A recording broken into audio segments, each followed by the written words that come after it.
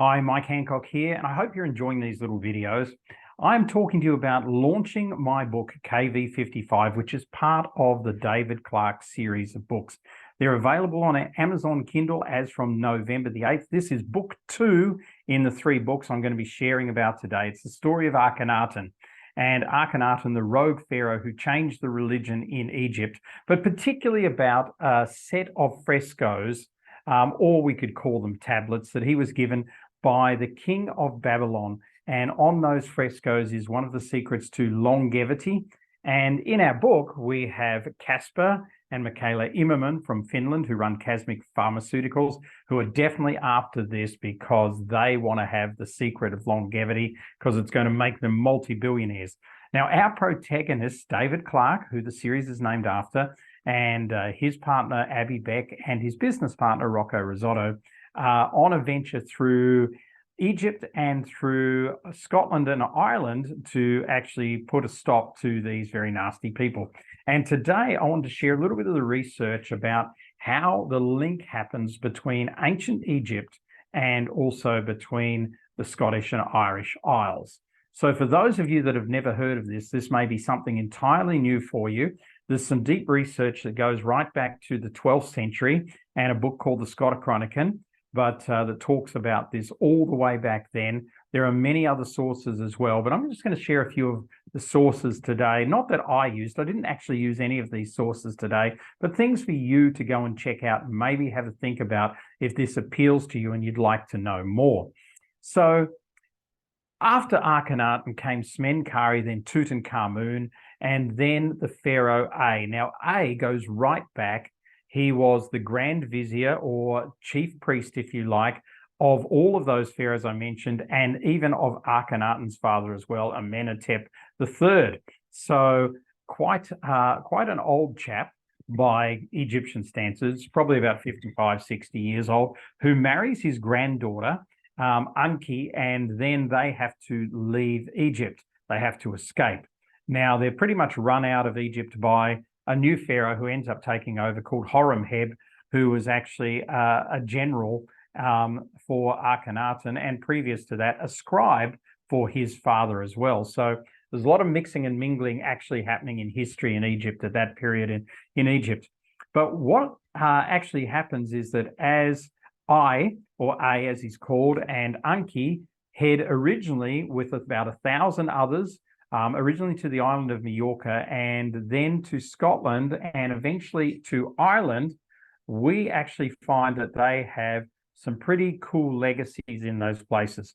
So the first thing that I really wanted to share with you was this thing, which is the burial mound, which could be the burial mound of Anki that is actually in Tipperary, which is part of where our book plays out, not too far from this, in fact, in Carhill Castle. So they have found an Egyptian princess buried in Ireland who actually has around her faience beads. Now, the only other place that they will find faience beads was in the tomb of Tutankhamun. So it's very closely linked in terms of time, hence one of the links there in the book. So if you're Irish, maybe check yourself because you may just have some DNA in you. So this little article which came out is actually about the boats. And in my last video, I showed you one of the Egyptian boats, but these have been found around the British Isles as well, dating back and linking the boat building style to ancient Egypt. Now, they could have been Egyptian wood. They could not have been Egyptian wood. They may have been local wood, but the boat building style basically is exactly the same, which is unusual. Normally, there would be an influence in that type of thing. If this is getting you interested about reading the book, KV55, then you can go to Kindle, Google my name on Kindle, Mike Hancock, and look after the David Clarke series, type in KV55, or simply use the QR code. Now, this book is not available till November the 8th, but that is not too far away, I have to tell you that.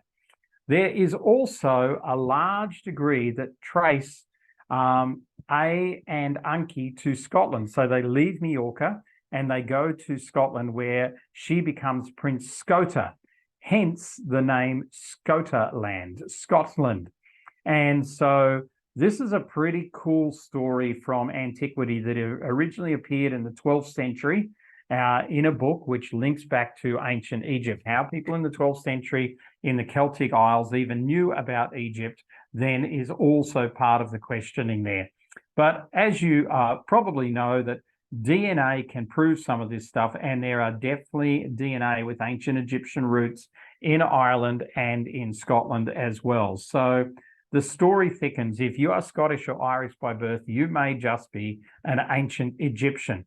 So I'm not going to share with you today what happens at the end of the book, but there is quite a chase going on throughout Ireland in particular, and also in Egypt, which culminates in a final scene, which is a really powerful final scene, I must say, in the Great Pyramid, where I actually weave in some of the things that I've experienced there in Egypt myself on different tours and tours that I've led to Egypt as well over the years, that actually happened, that I shared in the very first video of this particular series on KV55.